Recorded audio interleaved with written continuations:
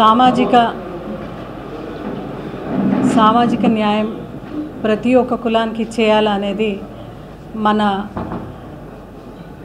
ముఖ్యమంత్రి గారు శ్రీ వైఎస్ జగన్మోహన్ రెడ్డి గారు సంకల్పం కాబట్టి అందులో భాగంగా శరవేగంగా అనంతపురం జిల్లా అదేవిధంగా సత్యసాయి జిల్లాలో కూడా చాలా సీట్లలో మార్పులు చేర్పులు అయితే జరుగుతూ ఉండేది అయితే వాస్తవం. సో ఎందుకు ఇది చేసుకుంటున్నామంటే ఒక ముఖ్యమంత్రి గారు ఎప్పుడు చెప్తుంటారు నా బీసీ, నా ఎస్సీ, నా ఎస్టీ, నా మైనారిటీస్, ఈ ఒక సామాజికంగా పరిపూర్ణంగా ప్రతి కులానికి కూడా ఒక రిప్రజెంటేషన్ ఉండాలి. ఎక్కువగా కులాలు ఎక్కడున్నారో అక్కడ సామాజిక న్యాయం కోసం ఈరోజు ఈ మార్పులు అయితే జరుగుతున్నాయి. మళ్ళా మన పార్టీ నినాదం అయితే వై నాట్ 175కు 175 అనే నినాదంతో వెళ్తున్నాం. ప్రజా సంక్షేమం కొరకు అదేవిధంగా the weaker and the downtrodden sections ఎవరైతే ఉన్నారో, ద వీకర్ సెక్షన్స్ ఎవరైతే ఉన్నారో అందరూ కూడా మళ్ళీ జగనన్నే రావాలి అని ప్రతి ఒక్కరు కోరుకుంటున్నారు. కాబట్టి ఖచ్చితంగా ఇది మన బాధ్యత. మా జగనన్న పైన మన పైన ఉండే ఒక పెద్ద బాధ్యత ఏదంటే మళ్ళీ వెల్ఫేర్ స్కీమ్స్తో మళ్ళీ ఈ డెవలప్మెంట్తో ఖచ్చితంగా ప్రతి కాన్స్టిట్యున్సీలో కూడా ఫుల్ ఫ్లెడ్జ్గా హైయెస్ట్ మెజారిటీతో మళ్ళీ వచ్చి వై నాట్ 175కు 175 అనే నినాదం అయితే పూర్తి చేయబోతున్నాం. కాబట్టి అందులో తప్పనిసరిగా ఈ మార్పులు చేర్పులు అయితే ఉన్నాయి. ఇక్కడి నుంచి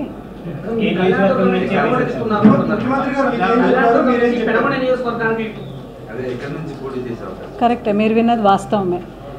ముఖ్యమంత్రి గారు ఆదేశం మేరకు కళ్యాణదుర్గంలో వాల్మీకి సామాజిక వర్గానికి చోటు కల్పించాలి అనే ఒక నేపథ్యంలో ఈరోజు పెనుకొండలో నన్ను పోటీ చేయమని అంటున్నారు. ఖచ్చితంగా పెనుకొండ నుంచి నేను పోటీ చేస్తున్నాం. డెఫినెట్గా ఏదైతే ఈ కళ్యాణదుర్గం నియోజకవర్గంలో నా రాజకీయ ప్రస్థానం అయితే ఖచ్చితంగా కళ్యాణదుర్గంలోనే 2014లో జరిగింది. అపోజిషన్లో ఉంటూ మళ్ళీ రూలింగ్లో వచ్చి కళ్యాణదుర్గం ప్రజలందరూ కూడా భారీ మెజారిటీతో గెలిపించినారు.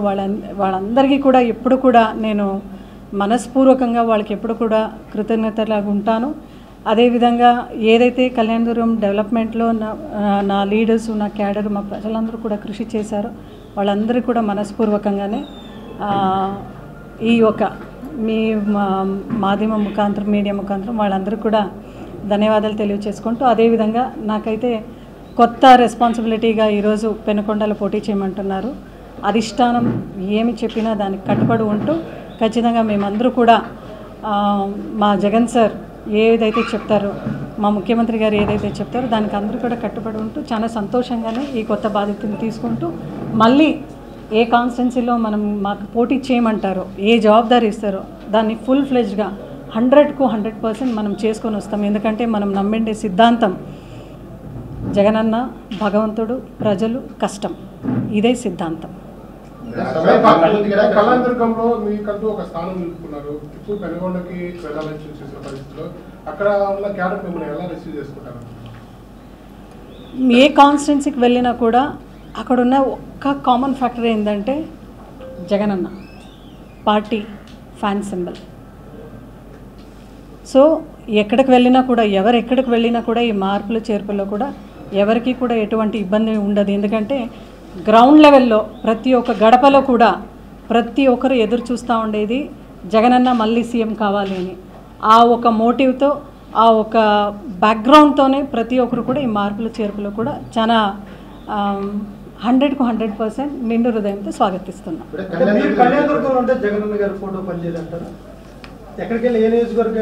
నేను మీకు ఒక మాట చెప్పినాను, బోయా సామాజిక వర్గానికి, వాల్మీకి సామాజిక వర్గానికి చోటు కల్పించాలి అనే ఒక నేపథ్యంలోనే ఈ మార్పు జరిగింది తప్ప వేరే ఏ దాంట్లోనూ కాదు అని మీ అందరూ కూడా మీడియా ద్వారా సవినయంగా కోరుకుంటున్నాను. ఎందుకంటే మీరు ఒకటే గమనించాలి, బీసీలకు రాజ్యం అంటే అది జగనన్నతోనే సాధ్యం.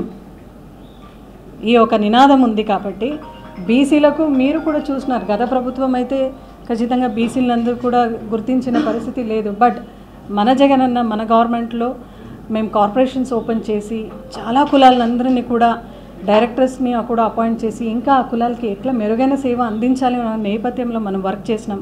కులగణన కూడా మనం మొన్న కూడా మీరు చూసినారు, సీఎం గారు ఆదేశించినారు. ఇవన్నీ కూడా దృష్టిలో పెట్టుకుంటే ఖచ్చితంగా బీసీలకు రాజ్యం జగనన్నతోనే సాధ్యం. అంటే బోయ సమాజ వర్గానికి సంబంధించిన ఎవరు ఉండబోతున్నారు? కళాదుర్గంలో బోయ సమాజ వర్గానికి చెందిన వారు ఎవరు? ముఖ్యమంత్రి గారు అయితే సామాజిక న్యాయంలో ఖచ్చితంగా ఒక వాల్మీకి సామాజిక వర్గానికి ఇవ్వాలని ముఖ్యమంత్రి గారు చెప్పినారు. వాల్మీకి సామాజిక వర్గంలో ఏ స్ట్రాటజీతో ఎవరు వస్తారు అనేది ముఖ్యమంత్రి గారి నిర్ణయం. అక్కడ మీ క్యాడర్కి ఏమని చెప్పబోతున్నారు? ఎందుకంటే మీ వెంట నడిచేవారు చాలా మంది. రాష్ట్రంలో ఉండే ప్రతి ఒక్కరికి కూడా మనం చెప్పేది ఒకటి, మార్పులు చేర్పులు అయితే చాలా నిండు హృదయంతో సాగిస్తున్నాము. 100% క్యాడర్ ఎక్కడున్నా కూడా మన అజెండా జగనన్న ఫ్యాన్ గుర్తు, దీనికే పనిచేస్తాం.